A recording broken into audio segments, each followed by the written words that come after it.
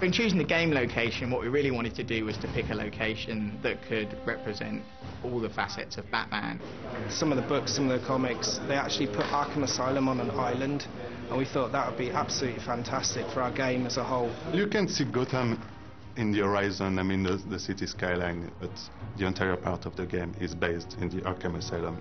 And Arkham Asylum as well is such a critical location in the history of the Batman universe. It's such a kind of central heartbeat where everything passes through. When you come out of maximum security and it's the first time you see the overworld, and Arkham Asylum is just there in front of you, this huge, beautiful building. It's really epic. We wanted different places which represented all of the different parts of Arkham. The Batcave was one of the more important environments for us to get right as environment artists, and it's also one of the more important environments for Batman himself. That's where all his weapons are, that's where he does his forensic, his comms, things like that. They created like a medical wing, so you go there, it's looking completely different, so you're going from like Gothic to more kind of like Victorian. And then areas like the gardens, which kind of represent more the hope of Arkham. So you have this lovely balance throughout the environment.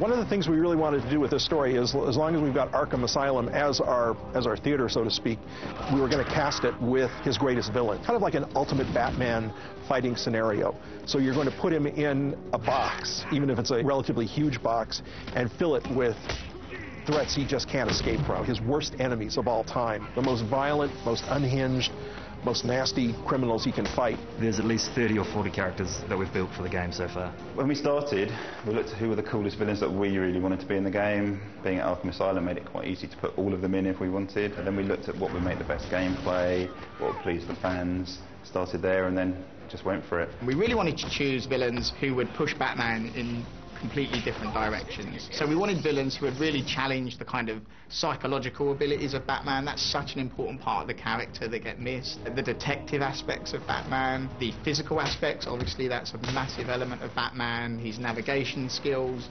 A lot of villains from the Batman universe are present. So you can see Joker, you can see Poison Ivy, Bane, Killer Croc. Of course, we've got a brilliant design of Harley Quinn. One of the things that really scared me the most was when I saw the models for the Blackgate prisoners who were put into Arkham Asylum. These guys were so big and so massive and so brutal, I didn't even want to look at them. Also, we use a character called Victor Zsasz in the game, who's the closest probably the real world has to a super criminal. There's an element of fantasy to everybody else. Yes, Croc is big and powerful and reptilian, but you're not really going to see anybody like that in real life.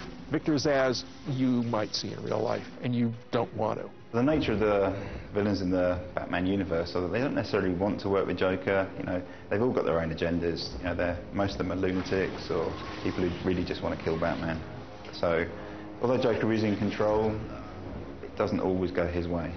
That gives the game a whole unique flavour, and Joker's such a fantastic character to base the whole game around and to really be driving the whole experience. Because he's so charismatic and funny, you kind of hate him, but you kind of love him, because when he's on screen, he's just so funny and interesting, but you really want to get him at the end of the day for making your life such a misery. Batman's surrounded constantly by Gordon and Oracle. Oracle provides his technical backup, plans, schematics if necessary for Arkham Island. She's kind of just off-site, being able to give him any information that he requires to solve the crimes. We've got two distinct kind of gameplay modes, and we want to achieve, with one of them, we really want to achieve a feeling that you're creating fear in the enemies, that you're really having an emotional impact on them, that they're reacting to the fact that they can't see you and you're Batman and you really are picking them off and kind of playing with them. The other kind of aspect that we work on for the AI is the combat side of things. Lots of people coming at you and you feeling like you're just batting them around, you know, you're dancing around, you're jumping over them, you're really dealing with this huge multitude of people that are coming at you, and that it doesn't feel like they're holding back on you.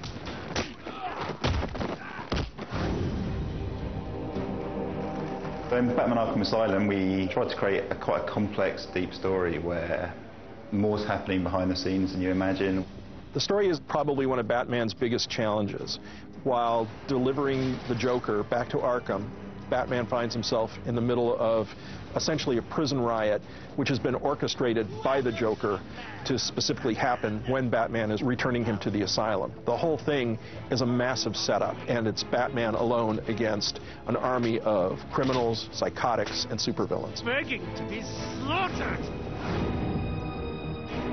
Well, there's so many awesome areas in the game. One of these areas are the catacombs. It's a labyrinth of sort of dark tunnels, cave areas where the Croc lives. We've got across.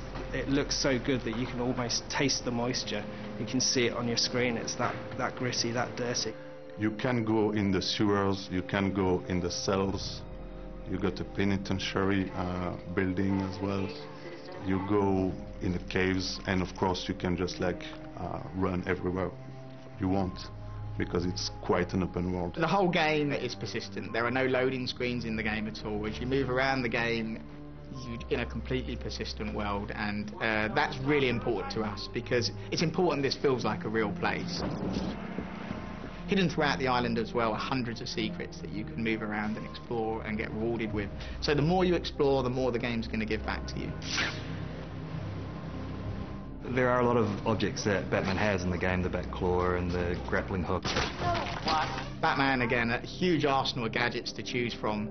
We really wanted gadgets that represented not only Batman's navigational skills, but also gadgets that allowed Batman to interact in new ways with the enemies in combat and also in Predator as he's moving around. A couple of examples of those gadgets would be the line launcher. So you have a gadget which you can fire, which fires like a horizontal zip line that Batman can fly along across anywhere in the game. He can use this.